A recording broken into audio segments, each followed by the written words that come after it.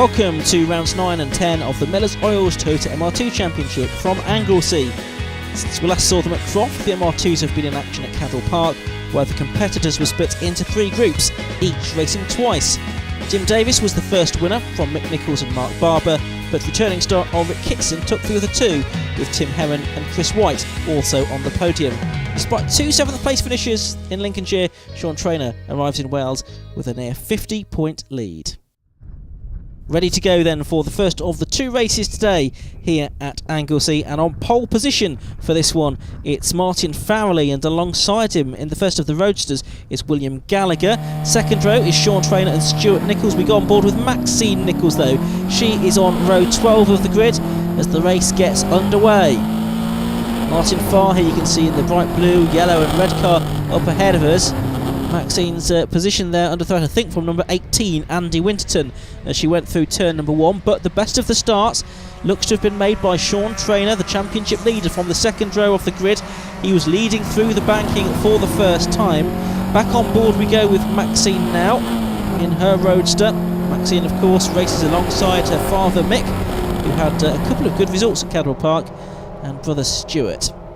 There's the top 2 then, and it is Traynor that's leading from the pole position man, Martin Farrelly, his best qualifying session that I can remember, and also the front row man William Gallagher. He has dropped back down to 3rd place. Looks like 4th is going the way of Mark Barber at the moment in the white car with the blue stripe, and then the 5th place car, well, that's not Alex Knight as you would normally expect to see in that car.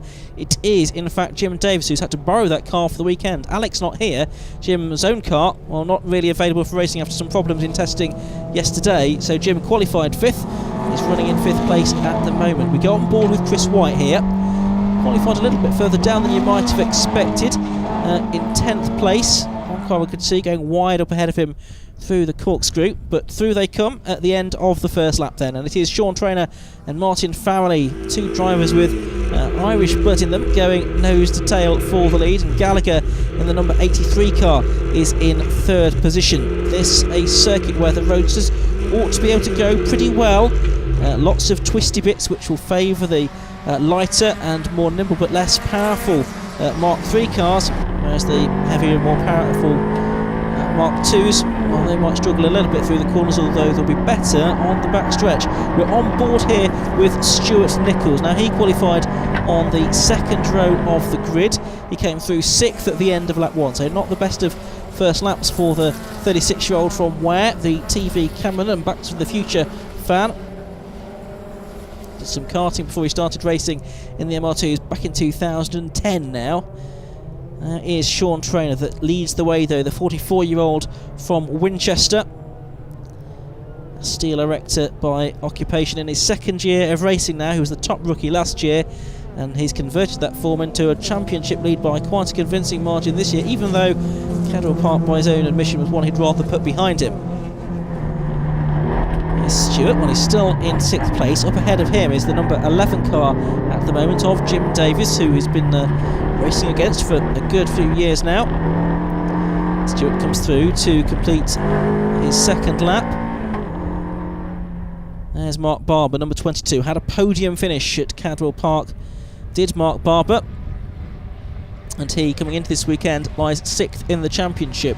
Sean Traynor it is that leads the way from Alex Knight, who's not here. Christian White, who is here but is a bit further back down the order, and likewise Tim Heron, also qualified further back than he would have liked, in 8th position, so he's got work to do. Watching from William Gallagher's car here, up ahead we can see the top 2 just stretching away really. That's Sean Traynor and Martin Farrelly, and Mark Barber there getting through into 3rd place as well. Well, that is where the Mark IIs have the advantage there at that part of the circuit, but on the brakes maybe William Gallagher can fight back. No, he can't, not for the moment at least. Meanwhile, Farrelly goes through on the inside of Sean Traynor there. Is he going to be able to hold the inside line for Peel as well? Are we going to have a change of lead? It looks like we might do, but we're just looking at the battle for 3rd at the moment, and yes, he's done it, because Sean Traynor went quite wide there at Peel Corner. Farrelly's taken the lead, but it's all happening behind him as well. Great racing this in the Miller's Oils Toyota MR2 Championship. Back on board with Gallagher, he's just lost out to Barber. Can he fight his way back through? End of the lap then. He's right under threat as well from Jim Davis as well, and Stuart Nichols is not too far behind either. But it's number 10, Martin Farrelly, that now has the lead of the race. Only his second meeting of the season so far, I think. As Barber makes a mistake, does he hold on to third place as he arrives at the banking? Yes, I think he does, despite that slightly bouncy moment. But it's Farrelly, the 43-year-old IT Services sales manager from Fleet in Hampshire, that leads his third season of racing in the MR2s now, and again is in one of the Rogue Motorsport cars, as this weekend is Jim Davis there, and he now is trying to find a way past William Gallagher, and I think he's done it. So a similar situation to what happened on the previous lap for William Gallagher, but again he tries to outbrake the MR2 Mark II's going into Rocket, and again he narrowly fails to do so. So Gallagher back down to 5th position. It's a car that has the speed around the lap, but not necessarily at the key part of the circuit where all the overtaking happens into Rocket Corner. So Gallagher gradually slipping back down the order. It was as high as we'd ever seen him, I think, up on the front row of the grid, certainly. So he'll have been happy with how qualifying went, but he'll try and fight back yet again as they come back down through the corkscrew. White and red car then of Jim Davis, the car normally driven by Alex Knight, just up ahead in 4th place now, as they come through to complete lap number 4. Stuart Nichols, you can see, still there in 6th place. Then it looks like Nigel Ralphson is there in 7th position, and just behind him is the number 8 car of Tim Heron, the software developer, and his 1993 vintage car. He's now in his 4th season of racing. Used to do some speed events as well, did Tim Heron. He is running in 8th place. Gallagher not giving up on his fight with Jim Davis there. Jim, of course, used to race a roadster like that of Gallagher, but having switched at the back end of last season into a Mark II. Farrelly, Trainer, Barber, Davis, Gallagher and Nichols, your top 6 here at Anglesey. And really, it's still 8 cars for the lead as Trainer goes back through on the inside of the number 10 car of Farrelly and gets the lead back then. Well, Farrelly's had that lead for what, about 5 laps now, but now Sean Trainer finds his way back through. But I can't remember an MR2 race where we've had 8 cars still together in the lead battle at this stage in the race. Absolutely fantastic stuff here. Sean Trainer it is that's back in front, and he's the championship leader by what appears to be a dominant margin, but he's certainly not dominant over the rest of the field in this race. The times, they're really tight as well. In fact, the best lap of the race so far has gone to Jim Davis on a 1:22.70. The lap record for these cars is actually a 1:21.15, set more than 6 years ago by Zach Chapman, former champion in the MR2s. We're going to see that lap record go this weekend. I rather suspect not, judging how far they're away from it now, nearly 1.5 seconds away from that mark at the moment, but it's not what matters, it's the closeness of the racing that matters, and this is an absolutely fantastic advert for the Miller's Oils Toyota MR2 Championship. I see that Ralphson and Heron in 7th and 8th have just dropped back a little bit. Then the 9th car coming through there is number 26 in that very nicely turned out car by Paul Cook.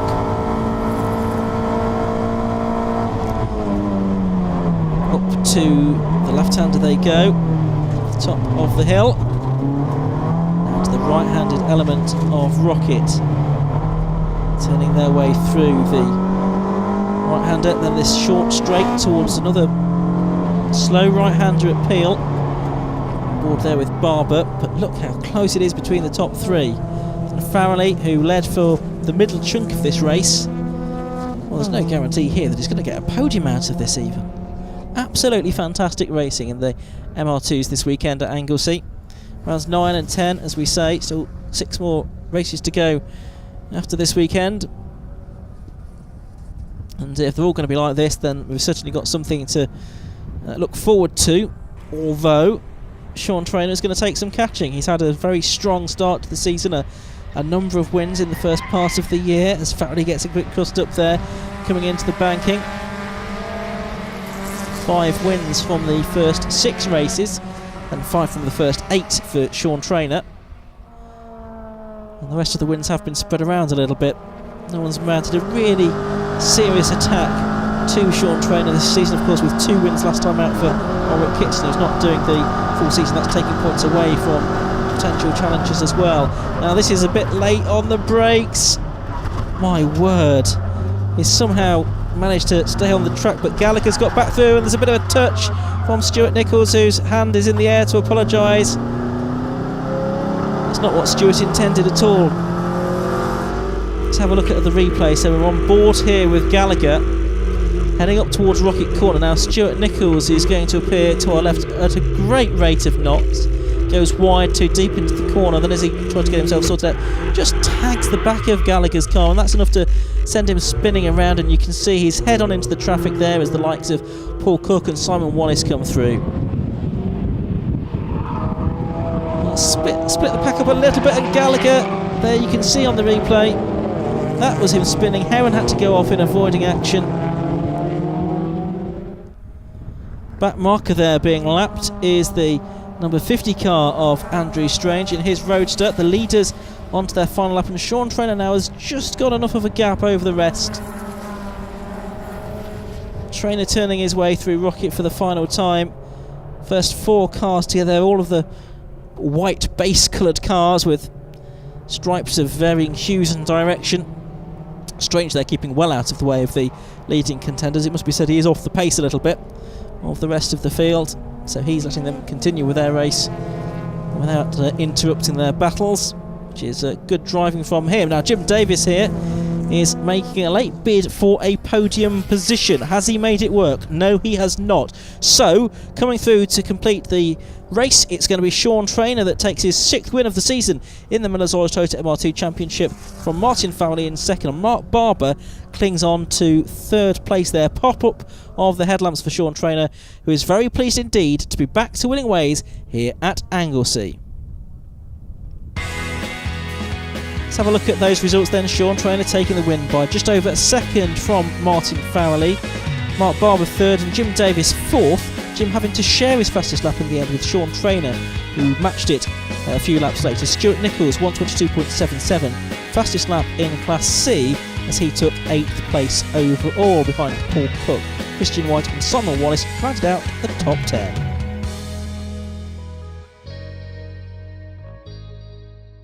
Okay, Sean, well done, congratulations. What a brilliant MR2 race that was. It was, yeah, very, very hard. The two stood behind you at the moment made it hard. I don't know the fastest lap yet, but I won't be surprised if Mark's got it. He was very, very fast. So I'm just happy to come out on top, really. It could have gone any of 3 ways, I think, in the end. Yeah, I mean, there was loads of lead changes, wasn't there? Yeah. It seemed to me that you twice sort of took places going up into Rocket. You're quite late on the brakes there, it looked to me. Yeah, I think that's sort of, Martin sort of had the legs on me around the top end. It's he was sort of the corner and up through the corners, he was quicker. So I thought I had to make the most of that last lunge. Okay, Martin, 2nd place, but so close to winning. It was a really great race between you and Sean. It was tooth and nail all the way. He was faster in some areas, I was faster in others. I fluffed up my start, which didn't help, so I missed the gear, and that gave him the inside. I tried to cover it, which is why my wind mirror got taken off. But then it was just nip and tuck, and by the end, it was just all I could do then to keep Mark Barber behind, because he was coming up really quickly, and I thought I'll solidify 2nd. But it's my first pole position today, and my first podium, so I'm absolutely chuffed. Okay, Mark, well, you were right in the thick of the scrap there, weren't you? There was 8 cars in a small group, or a big group for the lead, but you managed to take 3rd, fend off Jim, but just couldn't quite get Martin. Yeah, after qualifying, looking at the top 6, they were same times basically, so it was always going to be a tight race, that one. A good start, so got a few people off the start, and then I'm pretty sure I had the legs on these 2 guys, but just could not make it stick. And then Jim behind me, so having to defend at the same time, very difficult race, but a lot of fun, and happy with that result.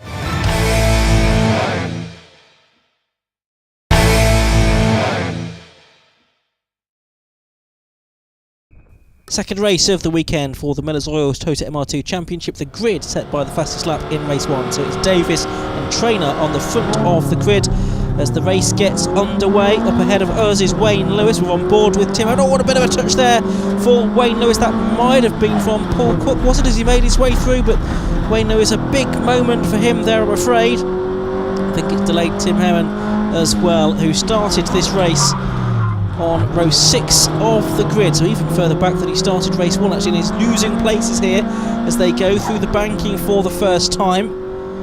It's the Jim Davis car that looks to be in the lead. Then Sean Traynor second, I think, as they make their way through church and up towards school for the first time.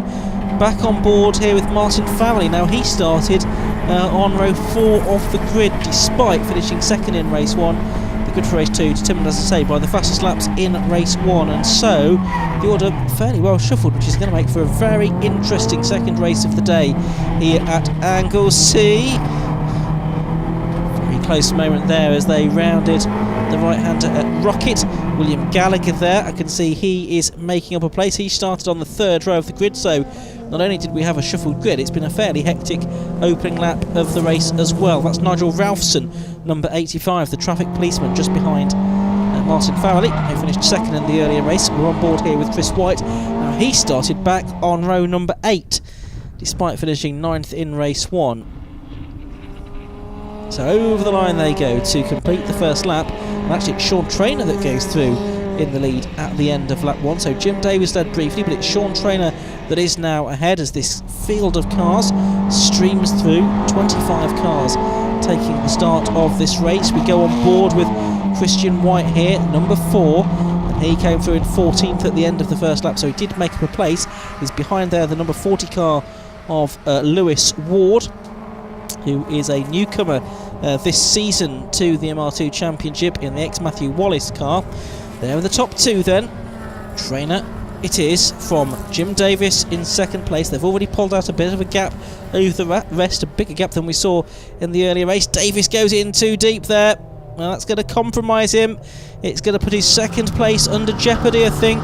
Mark Barber is snapping at his heels now. Stuart Nichols there in 4th place, so he's having a better run in this, the second race of the weekend. And just behind him is number 43, Darren Aldworth, who started the race 6th on the grid, although he finished in 12th place in race 1. So it just goes to show that fastest lap times and race finishing positions, well, they don't necessarily correlate completely. Aldworth benefiting from that and having a good start here, up into 5th place ahead of Ralphson. Then it's Gallagher. Farrelly's dropped back another place or 2. Then it looks like Paul Cook, number 26. You can see him in the very nicely turned out white, grey and green car just ahead of number 8, Tim Heron. Those are the last 2 cars in the top 10 as they come through to complete the lap.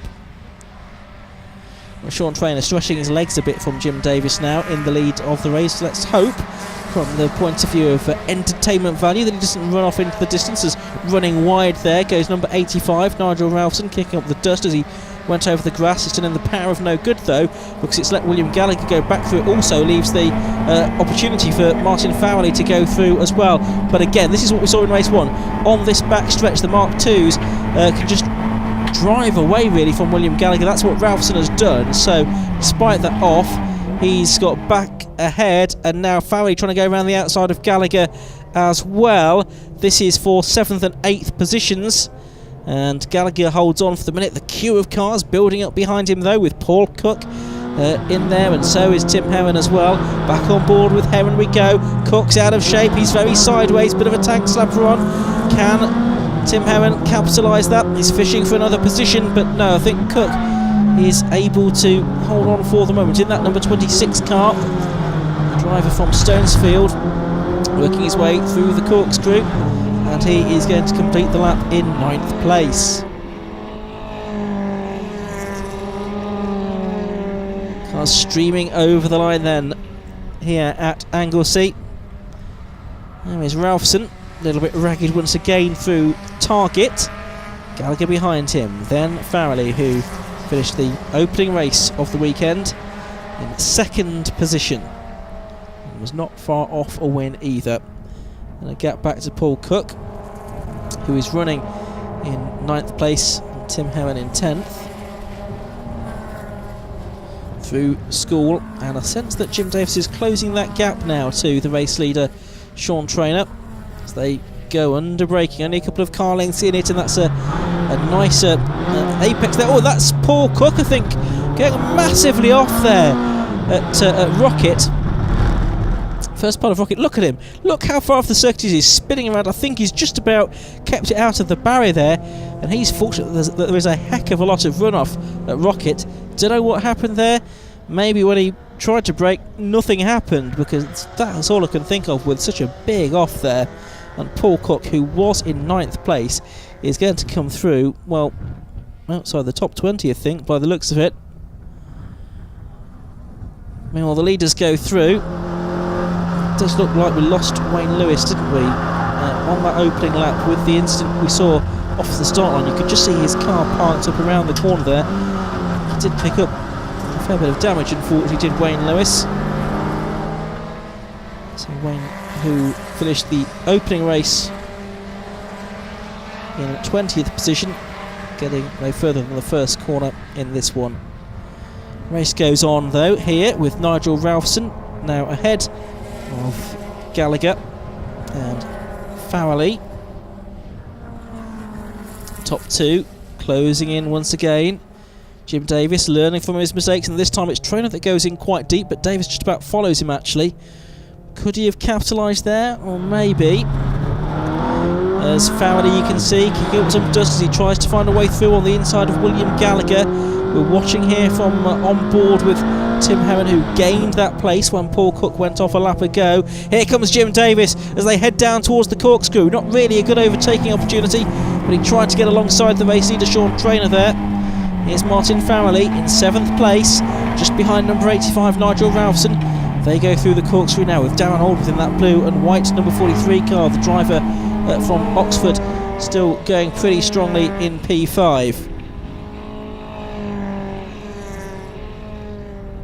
Davis not yet able to find a way past Traynor in this car that he's borrowed for the weekend from Alex Knight, the absentee second place man in the championship. I suggest that he will be overtaken in quite a lot further down the points after this weekend, not having taken part here, but of course drivers can drop their 2 worst scores at the end of the season. 14 rounds count in this 16 round championship. Stuart Nichols, well, he's not had his best season, I wouldn't say, in the MR2 championship. We're on board with him now. He's still there in 4th place, and he's got some work to do if he's going to catch the top 3 here of Traynor, Davis and Barber. Through the left, then through the right at Rocket. A great challenge to the drivers, this 1.5 mile coastal circuit. Great challenge to Sean Traynor is Jim Davis as well. Jim Davis, the man from Stratford-on-Avon, again tries to overlap going down into the corkscrew, but more or less have to go single file there. I have seen cars go 2 abreast. Nigel Ralphson's almost acting like a safety car here. Look at the queue of cars he's got behind him.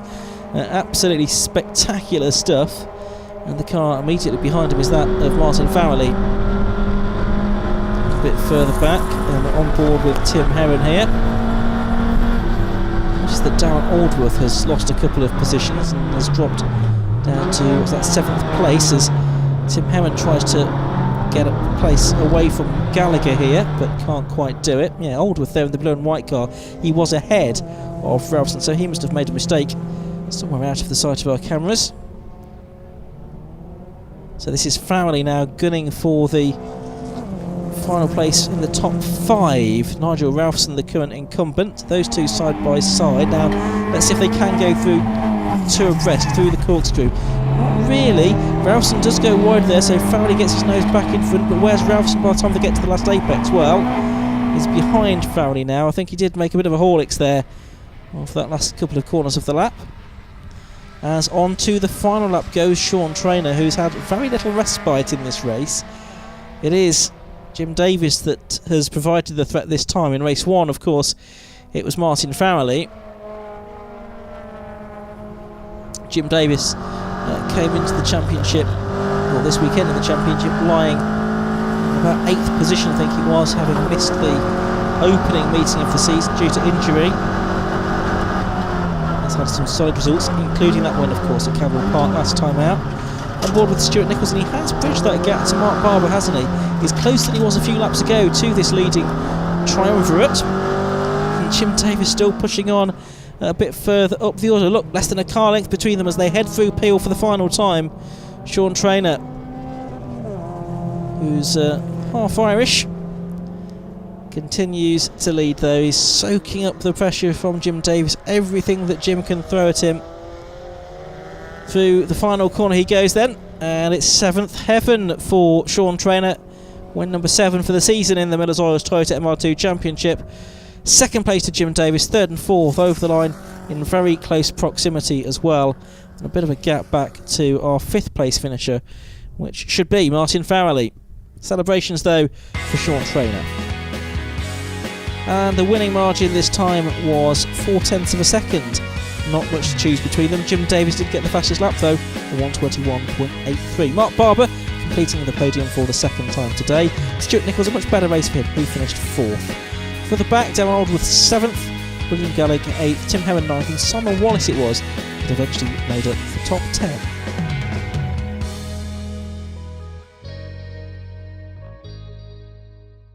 Sean Traynor, well, it was a hard race first time around. If anything, that was even tougher. It was, yeah. I thought first time round was hard. Jim's just made me work my socks right off. Yeah, I mean, it looked to me as if you'd perhaps got strength at different parts of the circuit. Is that a fair comment? Yeah, Jim was getting the run out of me onto the back straight here, and I was just holding, thinking if I can just hold the outside line up into Rocket, which I managed to do on probably about 3 or 4 occasions. And yeah, it was hard work, but absolutely chuffed to come over with 2 wins. Couldn't have asked for more. 2 wins is great, isn't it? But, you know, a bit more hard fought than they've been earlier on in the season, actually. Oh, yeah. No, it's quite nice, sort of, not, but it is. But like I say, it's nice to go out and have a decent race as well. Yeah, absolutely. That's what you come for, isn't it? You come to go racing. Yeah, it is, yeah. Absolutely, it's been brilliant. Absolutely spot on, nice and fair. I think we had a few touches, but I think at one point Jim was caught on the back end of my car and we were going as a train. But Jim, second position for you, but it could easily have been a win. Yeah, I made a couple of silly mistakes up into Rocket. I was saying to Sean that I had grid position and didn't really have to outbrake myself like that. And I'm annoyed because it's something I did last year as well. But it was a brilliant race, and I'm finally feeling like I'm getting towards the front of the grid now. So it's paid off, all the hard work. But yeah, I think I made him work for it this time round. Okay, Mark. So 2 podiums this weekend. That's a really good return, isn't it, from Anglesey? Yeah, it's a good one. It's been kind of where I've been wanting to be all season, and it's good to be stringing them together. Cadwell went well, and this has just been one step up from that, really. So that's good. Absolutely, and pretty tight with yourself and Stuart for a lot of that race. He was a constant shadow. Yeah, he was lurking in my mirrors. Every time these guys came back to me, I couldn't quite have the pace to keep up with them entirely. But every time they backed up to me, I backed up to him, and it was just a bit of the old classic accordion kind of going forwards and backwards there. So it kept me honest there, yeah, definitely. 3 more meetings still to go at Silverstone, Snetterton and Donington Park. Join us again soon. Bye-bye for now.